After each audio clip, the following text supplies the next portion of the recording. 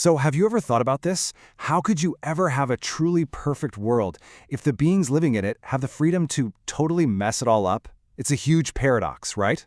Well, today we're going to dig into a really fascinating theological idea that proposes a solution. Let's dive right in. And this is the absolute core of the problem. If you give any creation genuine free will, you're also handing it the ability to rebel, to choose sin. So, is a perfect creation even possible if it has the potential to self-destruct? It's a huge question, and it's the jumping-off point for a pretty amazing answer. And the solution we're looking at today is this concept called the firstfruits, or chatyolme in Korean. The best way to think about it is like the very first, absolute best part of a harvest. See, these aren't just beings who are good. They are the perfected result of creation. They're individuals whose free will has become so in tune with the divine that the very capacity to sin is just gone. The question is, how on earth does that happen? Okay, first, let's really break down this whole free will dilemma. The idea here is that true free will comes with a huge risk baked right in. The very second a being can actually choose for itself, it can also choose to turn away from its creator. And that creates this deep, fundamental tension, this kind of unresolved problem at the very heart of everything. So, the ultimate goal isn't just to, manage the risk. It's to solve it completely. The whole point is to finish the job of creation by producing these first fruits, beings who have gone through the whole messy trial of free will and come out on the other side totally perfected, with the ability to sin just gone for good. So how do you solve a problem that big? Well, the path laid out here is, maybe surprisingly, a very human one. The solution was pretty radical, really. The Son had to become a creature himself. I mean, think about it. By actually stepping into creation, he could provide a living, breathing example of what perfect obedience looks like, not from some far-off throne, but as one of us, from the inside out. And this verse from Romans kind of gets to the why. The law gave the rules, sure, but our human nature, the flesh as it's called, it just wasn't strong enough to follow through perfectly. So the Son came in the likeness of sinful flesh to do what humanity couldn't, and in doing so, he forged a whole new path for us. This brings up such an interesting point, though. If the whole goal was just to set a perfect example, why not come as, say, a super powerful angel? Someone who's totally immune to all this temptation? Why choose the messy, complicated, difficult experience of being human? And this really gets to the heart of it. Look, if the Son had come as an angel, obeying God would have been, a piece of cake. No human desires, no struggles. But then, how could that angel turn around and ask a struggling human being to follow that example? The whole argument is, you can't.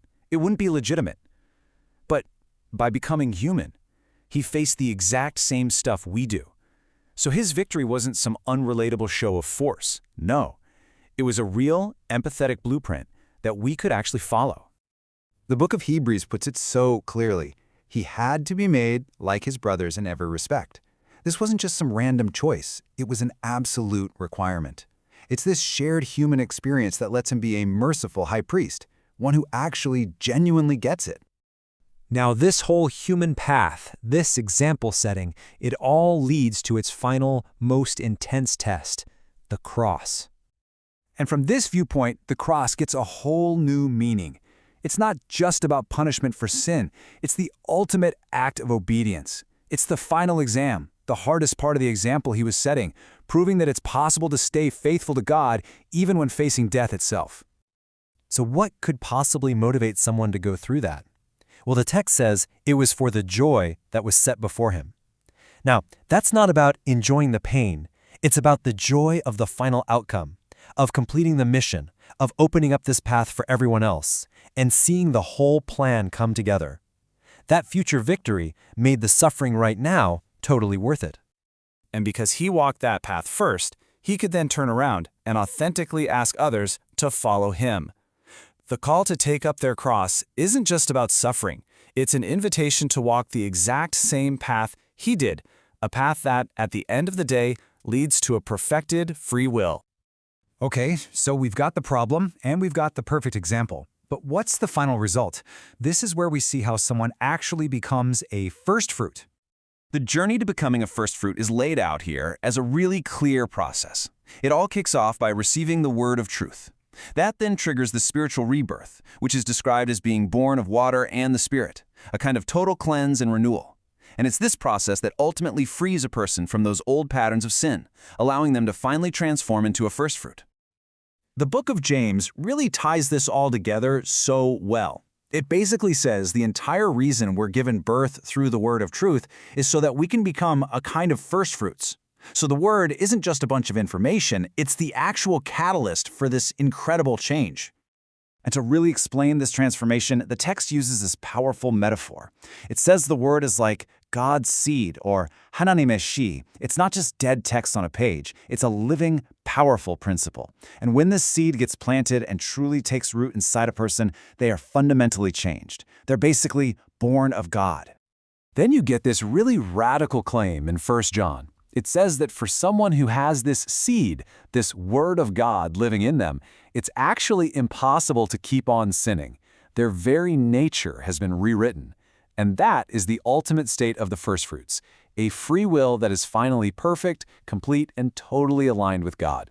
So who are these firstfruits at the end of it all? Well, they're people who have been completely transformed by the Word. Their perfected wills now just naturally steer them away from sin and towards a life of doing what's right and loving others.